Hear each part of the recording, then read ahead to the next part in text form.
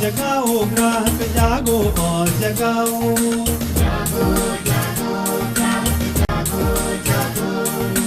जागो और जगाओ ग्राहक जागो और जगाओ। एक ध्येय है एक अभियान, जागो और जगाओ,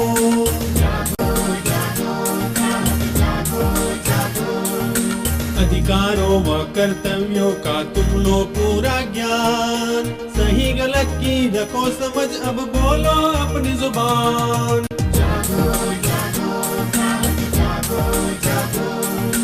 जागो और जगाओ ग्राहक जागो और जगाओ, एक ध्येय है एक अभियान, जागो और जगाओ।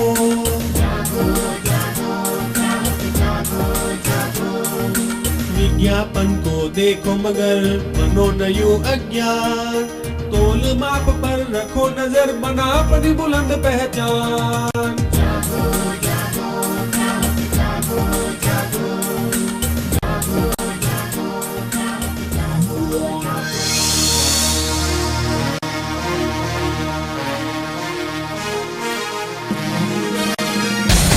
વિસા સાંભળી રહ્યું છે બનાસની ધરાનો ધબકાર રેડિયો મધુરમ 90.0 FM શ્રી જાગૃત નાગરિક સંચાલિત કોમ્યુનિટી રેડિયો સ્ટેશન।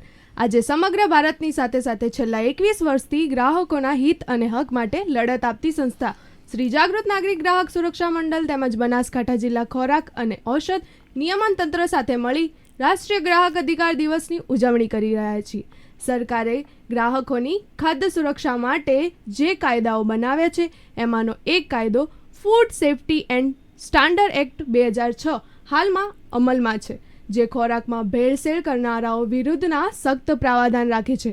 દરેક જિલ્લામાં ખોરાક અને ઔષધ નિયમનની કચેરી ઉપલબ્ધ છે, જે બજારમાં વેચાતી ભેળસેળવાળી તેમજ શંકાસ્પદ ખાદ્ય ચીજોના સેમ્પલ નમૂના લઈ અને તેને લેબોરેટરીમાં તપાસ માટે મોકલી આપી કાયદા મુજબની પ્રક્રિયા હાથ પર લે છે અને ગ્રાહકોને શુદ્ધ વસ્તુઓ મળી રહે તે માટે સતત પ્રયત્નશીલ હોય છે। આ કાયદો શું છે, કેવી રીતે કામ કરે છે અને તેનાથી ગ્રાહક વર્ગ કેવી રીતે લાભાન્વિત થઈ શકે તેવી તમામ બાબતો આજે આપણે જાણશું। ખોરાક અને ઔષધ નિયમન તંત્ર બનાસકાંઠા જિલ્લા ડેઝિગ્નેટેડ ઓફિસર શ્રી તેજેન્દ્રભાઈ પટેલ સાહેબ અને સેફ્ટી ઓફિસર શ્રીમતી પ્રિયંકાબેન પાસેથી।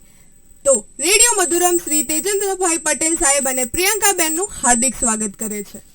તો સર, ફૂડ સેફ્ટી એક્ટ અને FSSAI શું છે તથા તેના મુખ્ય કાર્યો અને ઉદ્દેશ્ય શું છે તે જણાવશો?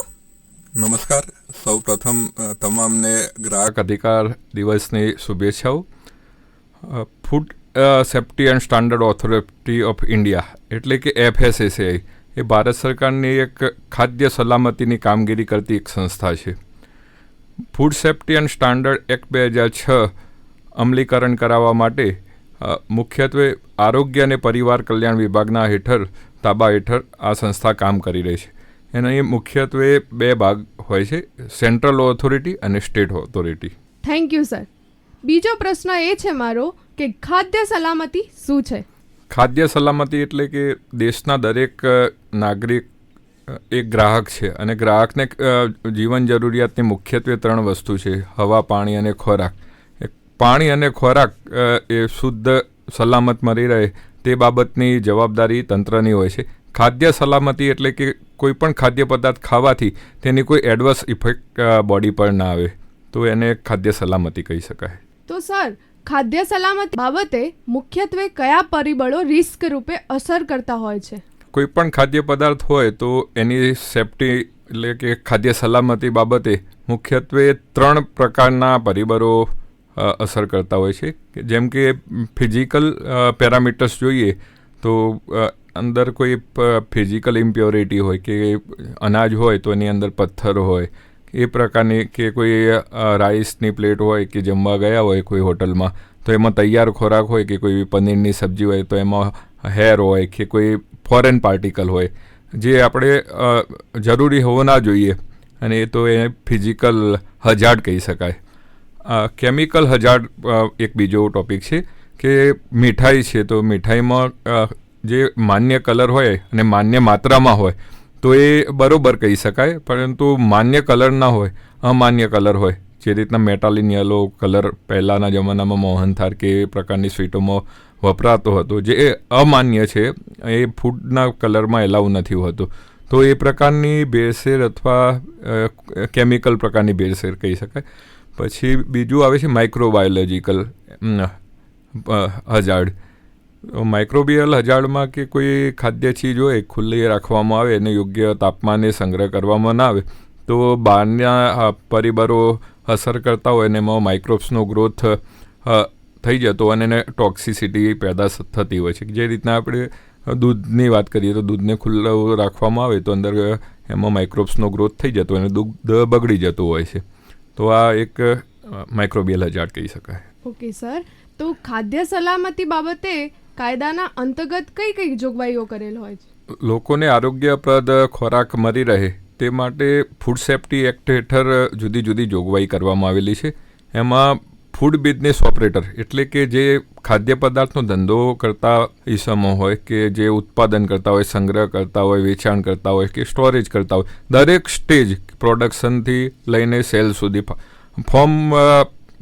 ફાર્મ ટુ ફોર્ક કહી શકાય કે જેના ઉત્પાદનથી અંતિમ ઉપભોક્તા સુધી એનો વપરાશ કરતા હોય તો એ યોગ્ય સલામત ખોરાક મળી રહે તો એ બાબતની તમામ જવાબદારીઓ ફૂડ સેફ્ટી કાયદા હેઠળ ફૂડ બિઝનેસ ઓપરેટરની થાય છે. એમની અંદર એના લેબલિંગ હોય, કોઈ પણ ખાદ્ય ચીજ પેકેજ ફોર્મમાં હોય તો એના લેબલની રિક્વાયરમેન્ટ બી હોય છે. એમ જુદા જુદા પરિબળો એના અસર કરતા હોય એને તમામનું પાલન ફૂડ બિઝનેસ ઓપરેટરે કરવાનું હોય છે. ઓકે સર, તો જે આ બજારોમાં ખાદ્ય ચીજોનું ઉત્પાદન કે વેચાણ કરતા વેપારીઓએ આ કાયદા અંતર્ગત લાયસન્સ લેવું શું ફરજિયાત છે અને તેની શું પ્રોસિજર છે? ફૂડ સેફ્ટી એક્ટની કલમ 31 મુજબ જો કોઈ પણ ખાદ્ય પદાર્થનું વેચાણ, ઉત્પાદન કે સંગ્રહ કરવું હોય તો નાનામાં નાના વેપારીથી મોટામાં મોટા, કેમ પાણીપુરીની લારી હોય કે ગલ્લો હોય, નાની દુકાન હોય, તે મોટા ઉત્પાદક કે એ તમામને આ ઇમ્પોર્ટ એક્સપોર્ટ કરતા હોય, જે પણ ખાદ્ય પદાર્થ સાથે સંકળાયેલ માણસ હોય એમને ફરજિયાત લાયસન્સ લેવું જરૂરી હોય છે. ઓકે સર, તો અત્યારની જનરેશન મતલબ અત્યારના બજારમાં કયા પ્રકારની ભેળસેળ વધુ પ્રમાણમાં જોવા મળતી હોય છે? મુખ્યત્વે હાલમાં આપણે બનાસકાંઠા જિલ્લા પૂરતી વાત કરીએ તો જે મોંઘી વસ્તુઓ હોય અને ખુલ્લી વસ્તુઓ હોય કે જેવી રીતના ઘી છે તો ઘીનો ભાવ અત્યારે 650થી 700 રૂપિયા સુધીનો હોય છે. તો એમાં હલકા પ્રકારના તેલ કે પામોલિન તેલ, ફ્લેવર, એસેન્સ, કલર આ પ્રમાણેની ભેળસેળો બનાસકાંઠા જિલ્લામાં વધુ જોવા મળતી હોય છે. આ ઉપરાંત ખાદ્ય તેલો કે રાયડો તેલ છે કે સિંગ તેલ છે, જે ઊંચા ભાવનું તેલ હોય તો એમાં હલકી પ્રકારના તેલો મિક્સ કરવામાં આવતા હોય છે, એસેન્સ અને ફ્લેવર નાખવામાં આવતી હોય છે. અને ત્રીજું મસાલા, કે જ્યારે મસાલાની સિઝન હોય કે મરચું કે ઉનાળાની સિઝનમાં જ્યારે બી ગૃહિણીઓ મસાલા ભરતા હોય છે સિઝનના 12 મહિનાના, તો એ સમયે એ મરચાંની અંદર કલર કે પછી એકદમ લાકડાનો વેર કે ખરાબ પ્રકારના મરચાંનો પાવડર યુઝ કરવામાં આવતો હોય છે. આમ બનાસકાંઠા જિલ્લામાં જોઈએ તો ખાદ્ય તેલો, ઘી અને મસાલામાં મુખ્યત્વે ભેળસેળો અમારી તપાસમાં સામે આવતી હોય છે. Thank you sir. અને બીજો મારો એવો પ્રશ્ન કે ગુજરાતમાં હાલમાં કેટલી લેબ ખાદ્ય ચીજોની તપાસ કરવા અર્થે કાર્યરત છે? ગુજરાતમાં સરકારશ્રીની કુલ 6 લેબોરેટરી સરકારી લેબોરેટરી છે, એમાં ખોરાકનું ટેસ્ટિંગ થઈ શકતું હોય છે. આ ઉપરાંત બીજી 10 જેટલી લેબ છે જે પ્રાઇવેટ લેબ છે, એ ફૂડ સેફ્ટી ઓથોરિટી દ્વારા નોટિફાઈડ કરેલી છે. એમાં પણ આપ ખોરાકની ચકાસણી કરાવી શકીએ છીએ. ઓકે સર, એક બીજો પ્રશ્ન, FSSAI અંતર્ગત સરકાર દ્વારા હાલમાં કયા નવા ઇનિશિયેટિવ શરૂ કરેલ છે?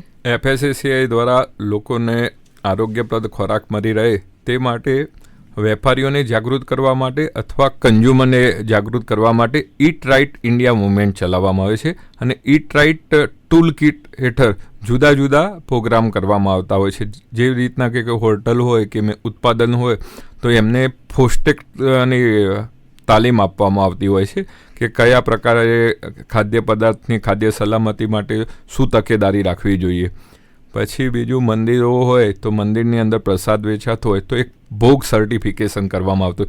બ્લિસફુલ હાઇજેનિક ઓફરિંગ ટુ ગોડ. તો એમાં જે પ્રસાદની ગુણવત્તા હોય એ સારી જળવાય. પછી ઈટ રાઇટ કેમ્પસ કરીને એક નવો પ્રોજેક્ટ શરૂ કરવામાં આવેલો છે કે જ્યાં મોટા પ્રમાણમાં લોકો જમતા હોય તો એ પ્લેસને ઈટ રાઇટ કેમ્પસ પ્લેસ એ રીતના સર્ટિફાઈડ કરવામાં આવતું હોય છે અને થર્ડ પાર્ટી ઓડિટ કરવામાં આવતું હોય છે, એમને ટ્રેનિંગ કરવામાં આવતી હોય છે અને આ રીતના અવેરનેસ કરવામાં આવતી હોય છે. આ ઉપરાંત કન્ઝ્યુમર માટે પણ સોશિયલ મીડિયાના ઉપયોગથી જુદા જુદા વિડીયોઝ અને એ રીતના અપલોડ કરવામાં આવતા હોય છે એડલ્ટ્રેશન બાબતના અને સેફ્ટી માટેના. તો આ રીતના એમ કામગીરી કરવામાં આવે છે. ઓકે સર, તો ફોર્ટિફિકેશન શું છે અને તેના અંતર્ગત સરકાર દ્વારા શું કાર્યવાહી કરવામાં આવેલ છે? ફોર્ટિફિકેશન એ અત્યારે કોઈ પણ આપણે બોડીમાં માઇક્રોન્યુટ્રિયન્ટની ઉણપ હોય કે એને માસમાં દૂર કરવી હોય તો એ ફોર્ટિફિકેશન થી થઈ શકતું હોય છે. જે રીતના આપણે જાણીએ છીએ કે અત્યારે સાદું મીઠું ખાવાથી ગોઈટર જેવા રોગ થતા હોય છે, તો સરકારશ્રી દ્વારા આયોડાઇઝેશન કમ્પલસરી કરવામાં આવેલું છે અને આયોડાઇઝ સોલ્ટ તરીકે જ મીઠાનું વેચાણ થવું જોઈએ. તો એક આયોડિનના અંદર મીઠામાં જે ઉમેરેલું એને ફોર્ટિફિકેશન કહી શકાય. આ ઉપરાંત અત્યારે સરકારશ્રી દ્વારા ડબલ ફોર્ટિફાઈડ મીઠું કે અંદર આયનની ઉણપ, ખાસ કરીને મહિલાઓમાં આ ઉણપ વધારે જોવા મળતી, એનિમિયા દૂર કરવા માટે આયન અને આયોડાઇઝ એમ બંને તત્વો ફોર્ટિફાઈડ કરી ડબલ ફોર્ટિફાઈડ સોલ્ટ બનાવવામાં આવેલું છે. આ ઉપરાંત દૂધ અને તેલમાં વિટામિન એ અને વિટામિન ડીની શરીરમાં પૂરતા પ્રમાણમાં મળી રહે તે માટે વિટામિન એ અને ડી દૂધ અને તેલમાં ફોર્ટિફાઈડ કરવામાં આવે છે. આ ઉપરાંત સ્ટેપલ ફૂડ જેવા કે ચોખા છે, ઘઉં છે, એના લોટ છે, એની અંદર ફોલિક એસિડ, વિટામિન બી, આયનની પણ ફોર્ટિફિકેશન કરવામાં આવતું હોય છે. અને ફોર્ટિફિકેશન માટે આપ ઘણા બધા ખાદ્ય ચીજો ઉપર +Fનો લોગો જોઈ શકો છો. +F એ ફોર્ટિફિકેશનનું નિશાન છે.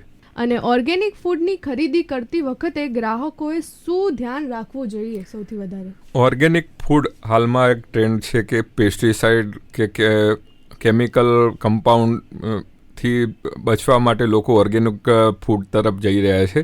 તો ઓર્ગેનિક ફૂડ માટે મુખ્યત્વે એના ઉપર FSSAIનો નંબર, પછી જૈવિક ભારતનો લોગો અને જે સંસ્થા દ્વારા ઓર્ગેનિકનું માન્યતા મળી હોય કે NPOP સંસ્થા છે કે PGS સંસ્થા, તો એનો સર્ટિફિકેશનનો કોડ હોય છે, એ ખાસ જોવો જોઈએ. અને કુકિંગ ઓઇલમાં TPC એટલે શું? તેની તપાસ માટે આપની પાસે કોઈ ઉપકરણ બજારમાં છે એવું કંઈ?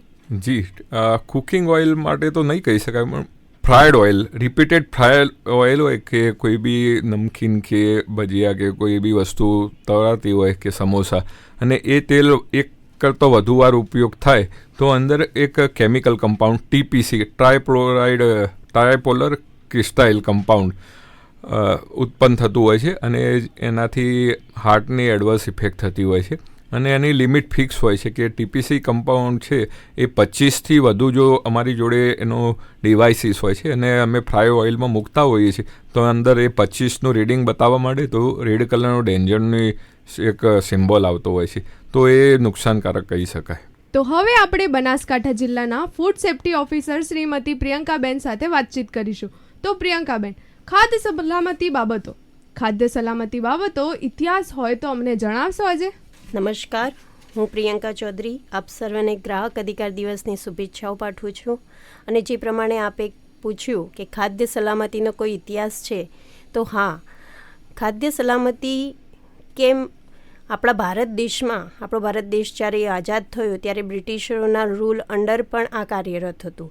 અને એના આઝાદ થયા બાદ prevention of food adulteration act 1954માં અમલમાં આવ્યો અને તેના અંતર્ગત ખાદ્ય સલામતીની તપાસ થતી રહી છે.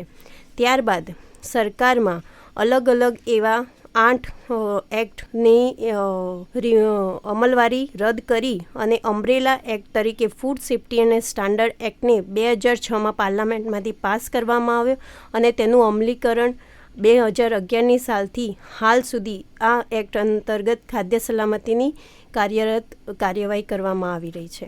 અને ખાદ્ય સલામતીની જરૂરિયાત શા માટે ઉપલબ્ધ થઈ એ પણ જણાવો.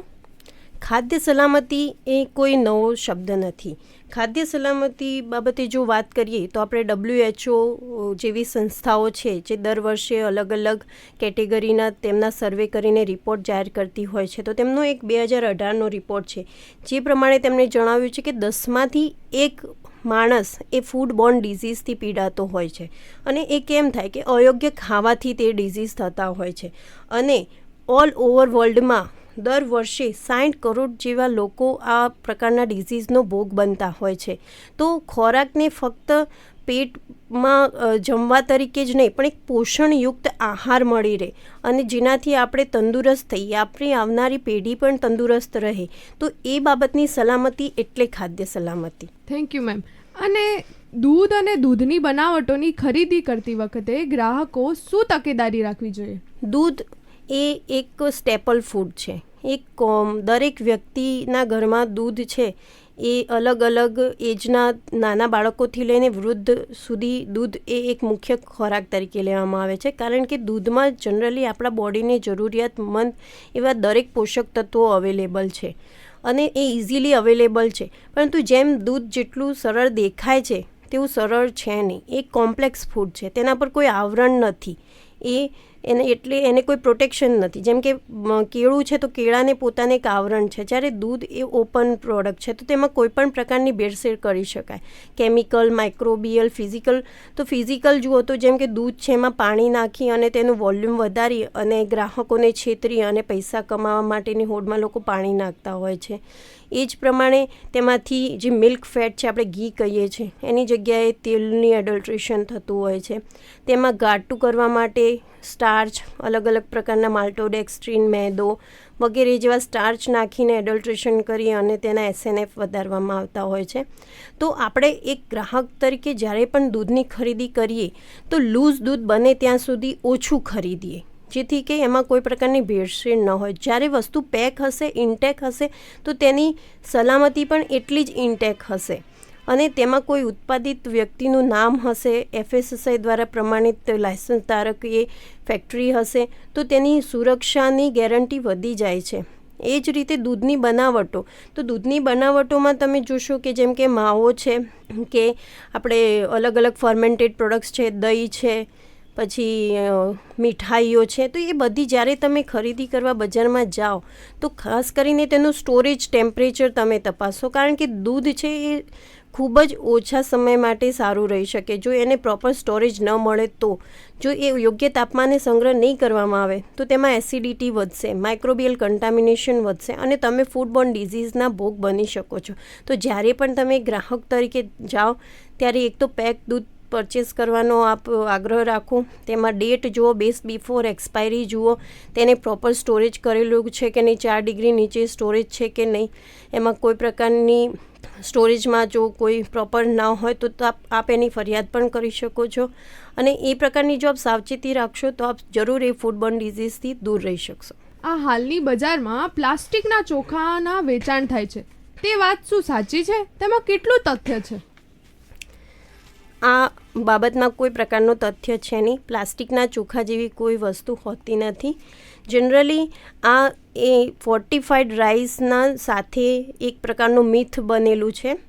સરકાર દ્વારા રાઈસમાં ફોલિક એસિડ, આયર્ન અને વિટામિન B કોમ્પ્લેક્સનું ફોર્ટિફિકેશન કરી અને માસ પોપ્યુલેશન કવર કરી અને માઇક્રોન્યુટ્રિયન્ટનું જે બી માલન્યુટ્રિશન છે દૂર કરવા માટેની આ એક મુહિમ છે.